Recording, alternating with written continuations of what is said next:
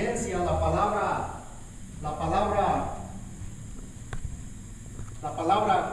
con y la palabra en. La palabra con quiere decir en vosotros. Dice la palabra de Dios que cuando dos o tres personas se reúnen en el nombre del Señor, dice la palabra de Dios que allí está el Señor en medio de nosotros. Y sabemos entonces que cuando nosotros nos reunimos como iglesia, entonces el Espíritu está en medio de nosotros, o sea, está con nosotros, está a un lado de nosotros o en medio de la congregación, entonces está en vosotros. Pero como digo, hay una diferencia, la palabra con y la palabra en. Como por ejemplo, si yo le digo al hermano Alfredo que venga para acá, entonces el hermano Alfredo está conmigo, pero él no está en mí. Hay una gran diferencia. Ahora, pero si yo me lo empiezo a comer, ¿verdad? Entonces el hermano ya no está conmigo. El hermano está en mí, dentro de mí. Entonces, como digo, hay una grande diferencia en todo esto, en esta palabra en. Primera de Juan, capítulo 3, el versículo 24. Primera de Juan, capítulo 3, versículo 24. Y el que guarda sus mandamientos permanece en Dios y Dios en él. Y en esto sabemos que Él permanece en nosotros por el Espíritu que nos ha dado. Dice que el obediente a los mandamientos de Dios, dice que está en Dios. Y dice que una persona que obedece, sabemos que esto es el que tiene el Espíritu que Dios nos ha dado. El Espíritu de Dios es un don. Allí la palabra de Dios en el libro de Romanos, usted lo puede leer. Libro de Romanos, capítulo 8, versículo 15 dice: porque no recibimos el espíritu de esclavitud, sino dice que recibimos el espíritu de adopción. La pregunta es, cuando dice el espíritu o cuando recibimos el espíritu que habla Juan aquí en las escrituras que leímos, o que habla el apóstol Pablo en el libro de Romanos? Veamos lo que dice la palabra de Dios en el libro de Hechos capítulo 2. Vamos a ver Hechos capítulo 2, versículos 38 y 39.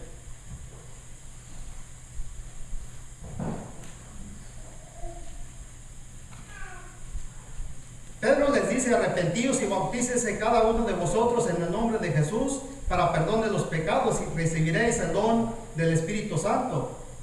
Porque para vosotros es la promesa, y para vuestros hijos, y para todos los que están lejos, para cuando el Señor nuestro Señor llamare. Pero hablando en el día de Pentecostés a los que habían crucificado a Cristo, versículo 36 dice que a ellos dice la palabra de Dios que ellos fueron compungidos de corazón, o ellos fueron convencidos y dijeron: ¿qué haremos? Versículo 38 les dice que se arrepintieran y se bautizaran para el perdón de los pecados, y que iban a recibir el don del Espíritu Santo. El Espíritu es un don de Dios, y Dios nos lo da. Se recibe cuando la persona cumple con el plan de salvación, cuando una persona se bautiza conforme a estas palabras, estos versículos que acabamos de leer.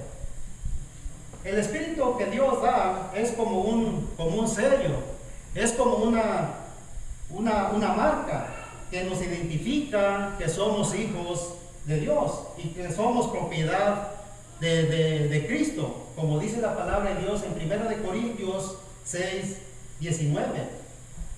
El libro de Hechos, la escritura que leímos, Hechos 2, 39, dice que para vosotros es la promesa y para vuestros hijos y para todos los que Dios llamare.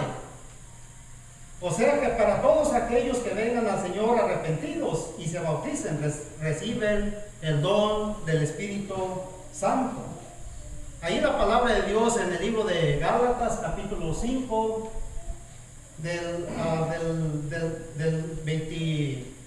6 al 25, allí usted lo puede leer. Ahí está hablando de los frutos del Espíritu Santo. Y está hablando unos versículos anteriores del 25, está hablando acerca de la carne, los frutos, o sea, de los frutos de la carne está hablando. Pero esta es una forma que la persona que tiene el Espíritu de Dios realmente, pues aquí se ven realmente los frutos del Espíritu. Dice que los frutos del Espíritu es gozo, paz, amor, templanza y dominio propio. Eso es parte de los frutos del Espíritu Santo. Volvamos al libro de Primera de Juan, capítulo 4, versículo 1. Dice: no creáis a todo espíritu, o no crean a toda persona. Debemos de tener cuidado con todo lo que escuchamos. Si usted va a creer a algo, a alguien de las personas que estamos en este lugar, usted créanlo, porque la Biblia así lo dice, porque esa persona está hablando conforme a las palabras de la Biblia. Primera de Juan 4:11. Si usted va a creer algo de lo que dice Matías, usted lo va a creer, porque lo vio con sus propios ojos en la Biblia. También dice Primera de Juan 4:1, dice: sino probar los espíritus si son de Dios.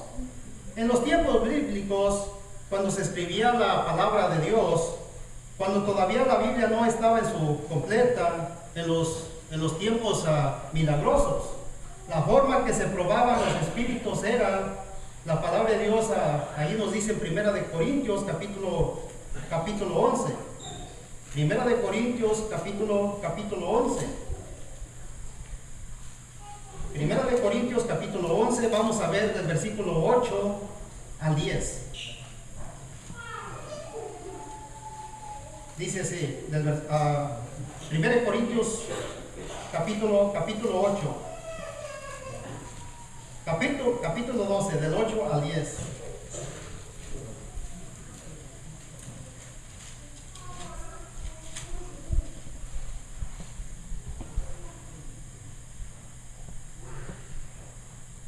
Porque a este es dado por el Espíritu palabra de sabiduría, a otro palabra de ciencia según el mismo Espíritu, a otro fe por el mismo Espíritu, y a otro dones de sanidad por el mismo Espíritu, a otro de hacer milagros, a otro profecía, a otro discernimiento de espíritu, a otro diversos géneros de lenguas, y al otro interpretación de lenguas.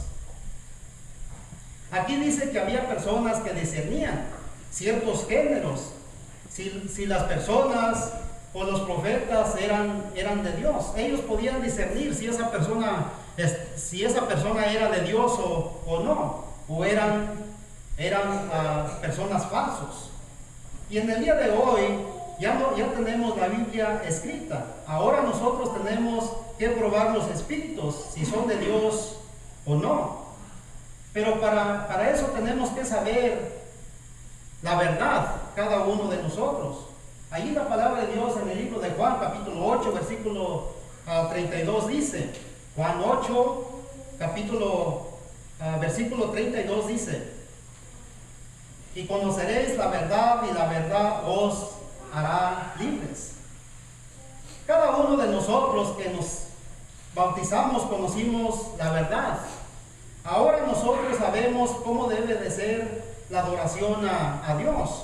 Ya sabemos los cinco actos de adoración que tenemos en el primer día de la semana. Nosotros ya sabemos la enseñanza. De esta forma, cada uno de nosotros podemos probar los espíritus. Nosotros debemos de ser como los hermanos de Berea. Ahí la palabra de Dios en el libro de Hechos capítulo 17, el versículo 11 dice, Hechos capítulo 17, versículo 11. Y estos eran más nobles que los que estaban en Tesalónica, pues recibieron la palabra con toda solicitud, escudriñando cada día las escrituras para ver si estas cosas eran así. Estas personas, cuando oían de Dios, dice que escudriñaban, probaban cada día las escrituras para saber si era verdad o no. Así debemos de ser nosotros, probar los espíritus, así como estos hermanos. La Biblia nos dice cómo conocer o probar si son de Dios o no. Ahí la palabra de Dios en el libro de Primera de Juan 4, el 5 y el 6, la escritura de nuestro texto. Verso 5 dice, los que son del mundo hablan como el mundo. Verso 6 dice, que nosotros que somos de Dios, el que conoce a Dios nos oye, y el que no es de Dios no nos oye. Y dice que así conocemos el espíritu de verdad y el espíritu del error. Así que nosotros tengamos cuidado con lo que escuchemos, probemos los espíritus, si son de Dios o si son espíritus del diablo. Dice, porque muchos falsos profetas han salido del mundo. Es tan importante que nosotros probemos los espíritus si son de Dios, porque dice que muchos falsos profetas son salidos del mundo. En los tiempos bíblicos, cuando se estaba escribiendo la Biblia, había profetas falsos. Ahí usted puede leer en Mateo capítulo 7, versículo 15. Como también había profetas de Dios, como Moisés, el libro de Deuteronomio 34, 10. Dice que Moisés fue uno de los más grandes profetas de Dios. Isaías, Samuel fueron profetas de Dios. En el libro de Hebreos capítulo 1, el versículo 42 dice, Hebreos capítulo 1, versículo 42. Dice que Dios habló en otro tiempo por los profetas, pero ahora nos habla por medio de su Hijo. Ahora el día de hoy, Dios ya no nos habla por medio de profetas, ahora Dios nos habla por medio de Cristo, por medio del Nuevo Testamento. Y los profetas que se dicen ser hoy son profetas falsos, profetas como José Smith. La palabra de Dios nos dice en 2 de Pedro capítulo 2 versículo 1. 2 de Pedro capítulo 2 versículo 1. Pero hubo también falsos profetas entre el pueblo, como ahora entre nosotros falsos maestros, que introducirán encubiertamente herejías extractoras, aún negarán al Señor que lo rescató, atrayendo sobre sí mismos destrucción repentina.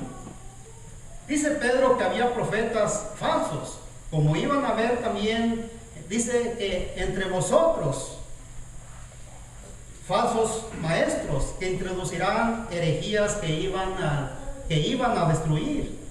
Tenemos que tener cuidado con esos falsos maestros que nos pueden destruir con esas falsas enseñanzas. Así como hemos estudiado. Número 1, no debemos de creer a toda persona. Debemos de tener cada uno de nosotros mucho cuidado.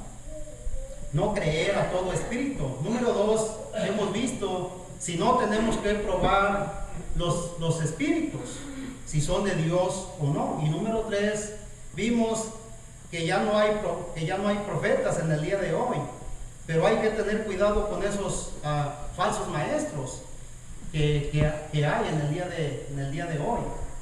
con esas, tenemos que tener cuidado con todas esas falsas enseñanzas.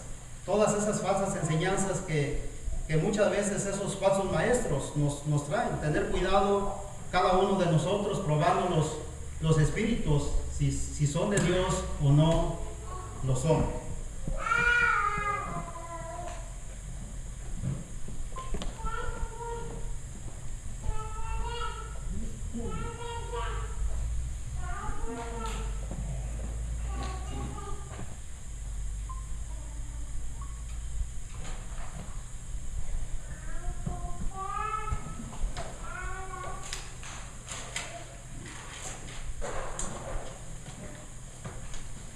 Muy buenos días, hermanos. Aprecio mucho la oportunidad tan bella que Dios me da para estar en esta reunión de predicadores, y agradezco de antemano a cada uno de los hermanos que aportaron su idea para que yo pudiera estar en esta mañana exponiendo un pequeño mensaje.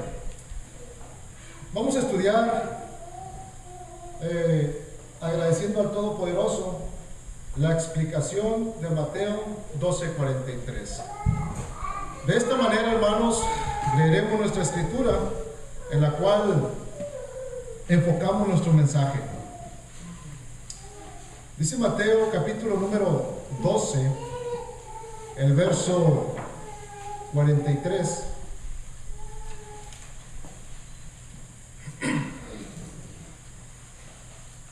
De la siguiente forma: cuando el espíritu inmundo sale del hombre, anda por lugares secos buscando reposo y no lo halla. Creo, hermanos, concerniente que, como habló nuestro hermano ayer, una de las reglas de la hermenéutica pues es analizar el texto y ver el contexto. Podemos ver lo que hay atrás de este verso y lo que hay por delante para poder entenderlo mejor. Y también consideramos que esa regla, la cual la Biblia es su propio intérprete, puede funcionarnos de maravillas. Primeramente, leeré más atrás en el verso 38 y ya de esta forma quedarnos con esta buena idea a lo que se estaba refiriendo el Señor Jesucristo, el Rey de Reyes, el Mesías.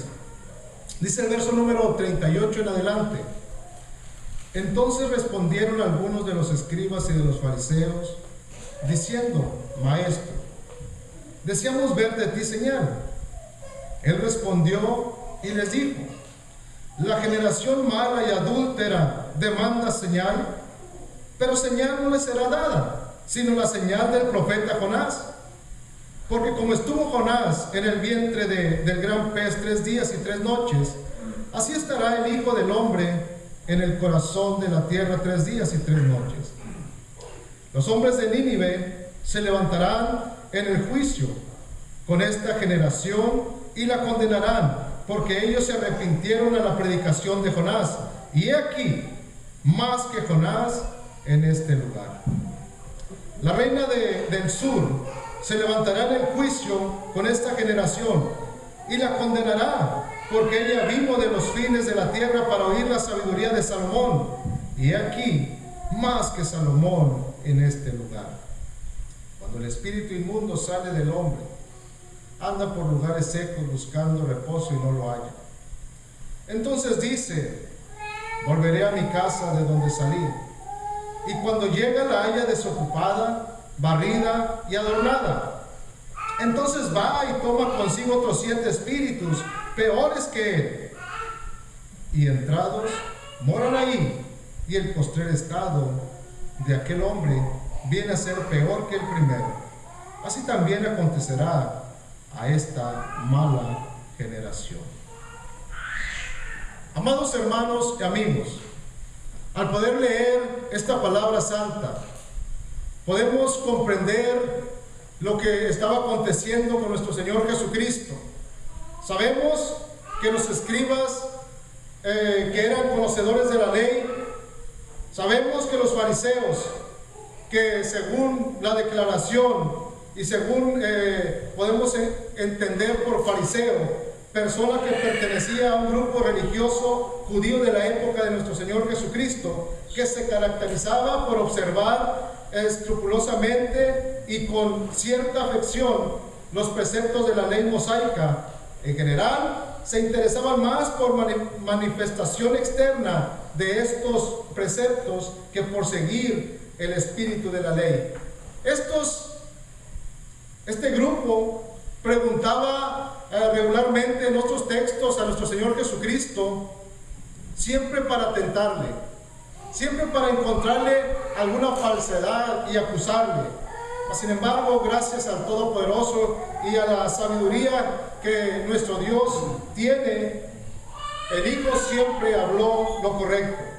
Los escribas y los fariseos querían una señal milagrosa de nuestro Señor Jesucristo. Y esta no era la primera vez o la única vez que le hablaban. En Mateo capítulo 16, verso 1, este grupo de hombres diversos también pedían señal, y esto entre ellos estaban los fariseos. Marcos capítulo 8, verso 11 al 13, en muchas ocasiones le pidieron señal al Mesías para tentarle. Así que Jesús describió la condición espiritual de esta generación en el tiempo del Mesías. Una generación ya descrita como mala y adúltera, según para los que apuntan ahí, Mateo capítulo 12, verso número 38 y 39, dice: la generación mala y adúltera pide señal. Esto era la condición en la cual Jesucristo veía aquella generación. Una generación que podría ser condenada por los ninivitas y por la reina de Sabá en el día del juicio, según el verso número 41 y 42. Una generación que ahora describió como mala generación en el verso número 45. Usando el ejemplo de la posesión demoníaca, Jesús advirtió que no es suficiente ir a través de un periodo inicial de arrepentimiento y de quitar los pecados, a menos que la reformación continúe y algo positivo sea puesto en su lugar. El estado postrero podría ser peor que el primero. Tal vez había sido el caso de los judíos, que en el tiempo de Jesús, muchos se habían arrepentido de la predicación de Juan el Bautista, aún eventualmente rechazaron al Señor Jesucristo y clamaron su crucifixión, pero para ellos el postrer estado fue en verdad peor que el primero. El espíritu inmundo salía. El espíritu inmundo ya había salido del hombre, según explica nuestro Señor Jesucristo. Ya estaba dicha persona libre del mal espíritu. Sale por aceptar lo correcto delante de Dios. Pero al regresar a sus malas andadas, lo invaden de nuevo. Dice, esto viene a ser peor. Tal como lo explica también el apóstol Pedro en capítulo 2, versos 20 y 22. Texto que nosotros conocemos, dice la Escritura al saber de esta manera. Sí, en segunda de Pedro,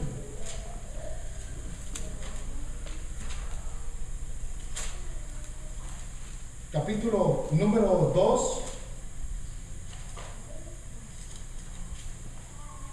verso 20 al 22. Dice la palabra santa: ciertamente, se viéndose ellos escapados de las contaminaciones del mundo, por el conocimiento del Señor y Salvador Jesucristo, enredándose otra vez en ellas, son vencidos. Su postrer estado viene a ser peor que el primero. porque mejor les hubiera sido no haber conocido el camino de la justicia, que después de haberlo conocido, volverse atrás del santo mandamiento que les fue dado. Pero les ha acontecido lo del proverbio, lo del verdadero proverbio: el perro vuelve a su vómito y la puerca lavada a revolcarse. En esta consideración, hermanos, entendemos cómo algo estaba pasando a aquella generación del tiempo de nuestro Señor Jesucristo, aquella generación judía que pedía señal del Señor. Así que el espíritu inmundo sale del hombre. El espíritu inmundo es, según podemos notar, inmundo de la palabra griega akasartos, partícula negativa, impuro, ceremonialmente lujuria, específicamente demoníaco. Jesús habla de la posesión inmunda y se refiere a una persona que fue librada de un espíritu inmundo, que fue librado de un espíritu demoníaco de lujuria. Dichos querían llevar a la persona a condenación, querían llevar a la persona al infierno, y al salir del hombre andan buscando una nueva casa donde morar, y si no la hallan, tardará en volver donde estaba antes. Entonces dice el espíritu inmundo, porque el espíritu inmundo, según lo que habló el Señor Jesucristo, dice: piensa, se va y anda por lugares secos, por lugares áridos, lugares secos donde está, busca los lugares donde está lleno de pecado, busca los lugares inmundos, los lugares negros, sucios, ¿verdad? Y el espíritu piensa y dice: volverá a mi casa donde estaba. Y cuando llega, la halla desocupada, la halla barrida y adornada, decorada, la halla bella, llamativa. O sea, la casa era limpia, mas sin embargo estaba limpia pero inmunda. Es como los lugares de pecado, que para ser atractivos los adornaron y limpiaron para ser usados. Cuando regresa está desocupada, pero todo lugar sin presencia de Dios sigue siendo inmundo, aunque esté limpio. Este espíritu, al no encontrar impedimento para posesionarse de nuevo, va y toma consigo a 7 espíritus peores, y entrados moran ahí, y el postrer estado de aquel hombre viene a ser peor que el primero. Dichas personas se vuelven peores en todos los ámbitos, en todos los aspectos. Son los que renuncian al Dios eterno, los que se ponen en contra del lugar de Dios y de su iglesia. Son aquellos que el espíritu pues vuelve a posesionarse. Es reconocer, hermanos, yo creo que si indagamos un poquito al respecto, entenderemos cómo el Señor Jesucristo precisamente y específicamente está hablando de aquella generación maligna, la cual les preguntaba y querían señal, ¿verdad? Pero como dice el Señor, no les será dada señal más la de Jonás, y habla acerca de la reina de Saba, y habla acerca de Jonás presenciando que él era más importante que todo esto. Estaban enfrente de alguien que era más importante. Y esto, cuando Jesucristo habla de ese espíritu que sale del hombre, consideramos, hermanos, y entiendo que a esta generación que habló que Juan el Bautista les predicó y se arrepintieron, pero aún pues reconocemos que aquella generación misma le dio su voto para la crucifixión. Entonces prácticamente no había habido un arrepentimiento o una santidad permanente, sino que esto era involucrada todavía la maldad. Así que, hermanos, explicar Mateo capítulo 12, 43, sin salirnos del contexto. Entendemos que era un texto aplicado para aquella generación, la cual había rechazado al Mesías.